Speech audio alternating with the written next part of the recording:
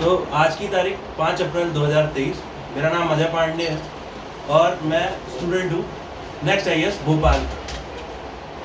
भोपाल में next IAS के प्रांगण में आज मैं अपने गुरु से कुछ सवाल पूछने वाला हूँ, जिन्होंने हमें सिखाया है कि जात पात, धर्म, शिक्षा, राजनीति, इसका अर्थ क्या है।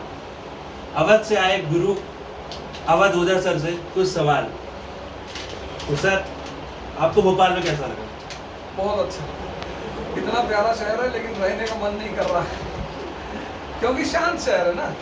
यहाँ की शहर में इतने शांत है लोग, हमें लगता है यहाँ रुक जाए तो फिर कुछ करेंगे ही ना।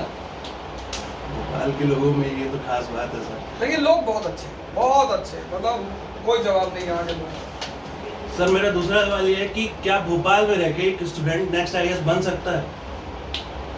नहीं, भोपाल में नहीं, कहीं भी रह के बन सकता है।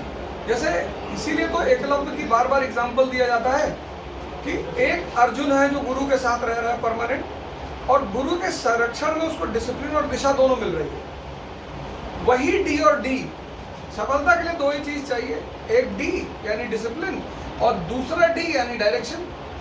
तो जो व्यक्ति अकेले में इन दोनों को कर सकता है वो भोपाल, इंदौर, अहमदाबाद कहीं भी रहे, क्योंकि आज के समय में डायरेक्शन की कमी नहीं है। उसकी वजह क्या है? Online classes.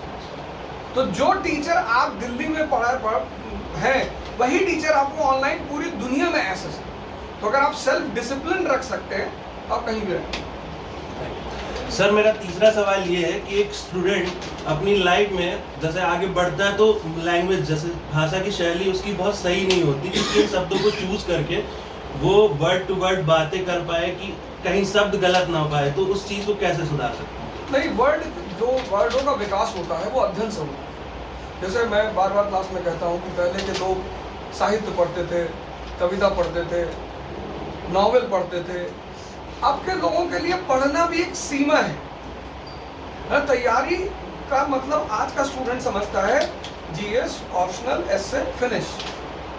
लेकिन 70 के दशक में, 80 के दशक में, 90 के दशक में तैयारी का मतलब सिर्फ जीएस, ऑप्शनल, एसए नहीं होता था। तैयारी का मतलब व्यक्तित्व का निर्माण। कोई निराला पढ़ रहा है, कोई रामधारी सिंह दिनकर पढ़ रहा है, कोई रामचरितमानस पढ़ रहा है। आज वो चीज मिसिंग है। सर, मेरा एक और सवाल है कि जैसे कुछ स्टूडेंट होते हैं क्लास में, वो पढ़ने में बहुत अच्छे होते हैं, लेकिन जैसे कभी क्या होता है, जैसे टीचर्स कुछ पूछते हैं उनसे और वो नर्वसनेस में जवाब नहीं दे पाते हैं, तो इस चीज़ को कैसे वो अपने अंदर डेवलप कर पाए कि क्वेश्चन पूछ पाए? उनसे बनता भी है सर, फिर भी नहीं कर पाते हैं। नहीं, कुछ तो एक तो नर्वसनेस नहीं होती, मैं इसको नर्वसनेस नहीं मानता, मैं इसको मानता हूँ सम्मान। हमारे कल्चर में सम्मान की जो अवधारणा है वो आज भी बहुत मजबूत है। ये है, ऐसा नहीं कि सारे लड़के नर्वस होते हैं। कुछ लोग इसलिए नहीं बोलते कि क्या पूछे सर से सवाल, क्वेश्चन, क्योंकि बहुत सारे लोगों को मैंने देखा वो क्लास के बाहर आके पूछते हैं, कुछ 2-4 लोग क्लास में पूछते हैं। लेकिन मेरा यहाँ पे एक पॉइंट ये कहना है कि आप एज अ शिक्षक, मैं कह रहा हूँ कि आप सवाल पूछा करें। अगर मुझे नहीं आएगा तो वो मेरे लिए भी ज्ञान का एक माध्यम होगा। ऐसा नहीं सिर्फ हम ही पढ़ाते हैं, ये हमारा ही दिमाग है, आपका भी दिमाग है। तो आप जब हमसे सवाल कोई पूछेंगे तो हो सकता है कि मैंने उस प्रश्न को उस एंगल से कभी ना सोचा, तो आप बिल्कुल पूछिए। हाँ, कभी कभी टीचर के पास समय अभाव होता है, तो अगर उसके पास होगा तो वो कह देगा हम बाद में बता देंगे, या उसे नहीं पता होगा तो वो पता करके बताएगा। जैसे कई बार लड़कों ने मुझसे सवाल पूछे, मुझे नहीं पता था, तो मैंने उसे पता करके बताया। और सर, मेरा ये सवाल एक और है कि जैसे यहाँ स्टूडेंट कोचिंग कर चुके हैं, लेकिन कुछ स्टूडेंट के मन में है कि वो दिल्ली जाके ही बेटर प्रिपरेशन कर सकते हैं, तो क्या वो जरूरी है? क्या वो, इसका डिमेरिट और मेरिट क्या है? नहीं, हज करना एक साइकोलॉजिकल अवस्था है। कबीर, नानक और बहुत सारे लोग इस देश में रहे, जो देखो एक तीर्थ पर जाना एक साइकोलॉजिकल अवस्था है। कबीर बनारस में रहे जिंदगी भर, लेकिन मरते वक्त मगार में आ गए, जबकि लोग ये कहते थे कि जो काशी में मरेगा उसको स्वर्ग मिलेगा। तो सिलेक्शन दिल्ली का नहीं होता, सिलेक्शन व्यक्तित्वों का होता है। दिल्ली में ये है, एक सबसे खास बात दिल्ली की जो है वो ये है कि वहाँ लोग आपको अनावश्यक एंटरटेन नहीं करें। और कहीं से भी हैं पूरे भारत में, दिल्ली पहुंचकर आप अपने परिवार से, दोस्तों से, रिश्तेदारों से कट ऑफ हो जाएंगे। ये आपकी बड़ी उपलब्धि होगी। सर मेरा लास्ट सवाल, कुछ मतलब लास्ट सवाल नहीं सर, कुछ सुझाव हम हमारे लिए, हम स्टूडेंट्स के लिए, और सर कोई 5 बुक्स जो हमें पढ़नी चाहिए इस यूपीएससी की प्रिपरेशन के अलावा। पहला सुझाव तो यह है कि एक गुरु अपने जीवन में बनाएं। आज का आदमी गुरु खो गया है, क्योंकि जिंदगी 2 चीजों का खेल है, एक चुनौती का, एक अनसर्टेनिटी का। जिसके पास महत्वाकांक्षा है उसके पास ये दोनों चीजें हैं। कलाम साहब फाइटर पायलट बनना चाहते थे, प्रेसिडेंट बन गए।